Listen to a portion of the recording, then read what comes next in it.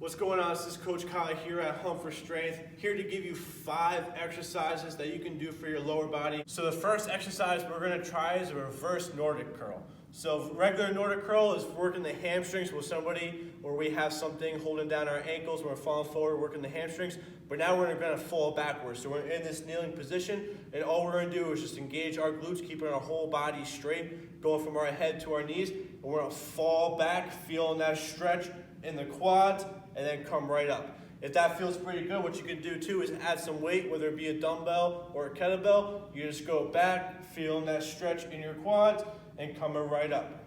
Almost like a leg extension, just feeling that stretch all in the quads. Second exercise that we're going to do is a sissy squat. So sissy squats are pretty popular among bodybuilders because they help put a lot of extra focus on the quads, just like we did with those reverse Nordics. What we're going to do is also use an apparatus or a wall, whatever we have available for balance, because what we're going to do is just kind of be on our toes, and then we're going to just have our knees track over our toes. Yes, over our toes. I know it's unsafe, but we're going to do it in a safe way, getting our knees as far as we can over our toes, maybe even touching the ground, and then straightening our legs. So what we're going to do is just go down nice and slow, using this rail for some support, and then we'll come right up and extend up, locking out those quads. If you notice, my shoulders to my knees are a straight line. That way I'm keeping all that focus like so and extending up. Now there's 3 ways you could do this. One, you could do it toes straight, which is working all your quads, or you can maybe even turn your toes out a little bit to work a little bit more inner, all right? And then you can also turn your toes in to work more outer quads. But obviously make sure that you're being safe, you have something for balance, and you're working on that nice good range of motion, straightening up those legs. Next exercise we're going to do is the Copenhagen adductor lift. A few ways we could do this. We can either do it for reps, or we can kind of hold an isometric contraction. So what we're going to do is kind of get set up like a side plank. So if on my right elbow in that side plank, I'll have my left foot on top of the box.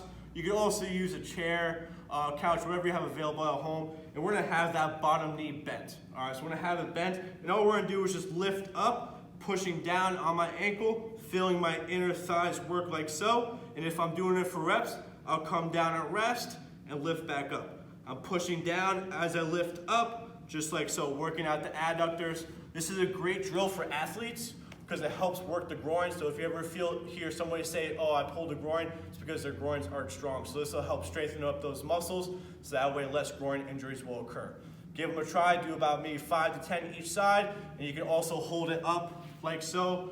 Like I said, in an isometric, you should hold it up like so and keep pushing down.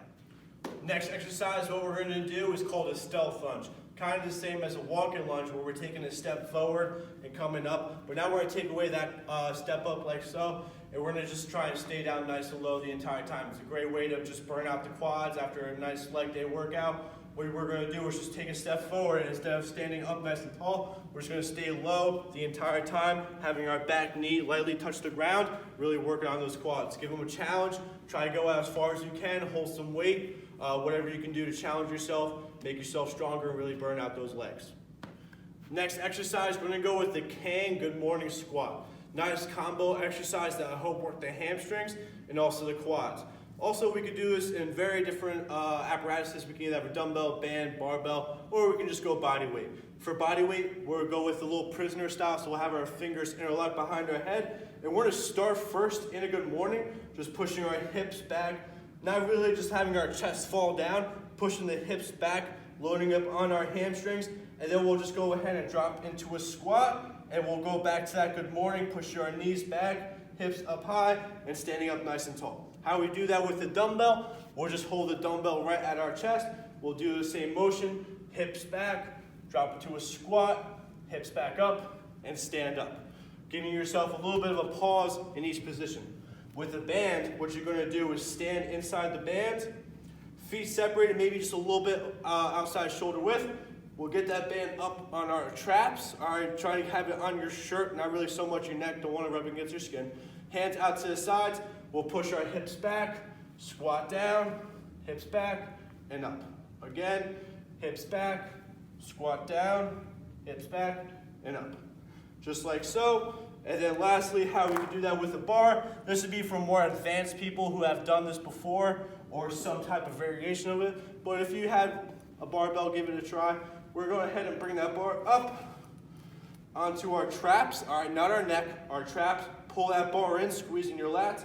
We're gonna go hips back, squat down, hips back, and up. All right, making sure we keep our abs nice and tight, nice and braced. Again, hips back, squat down, hips back, and up.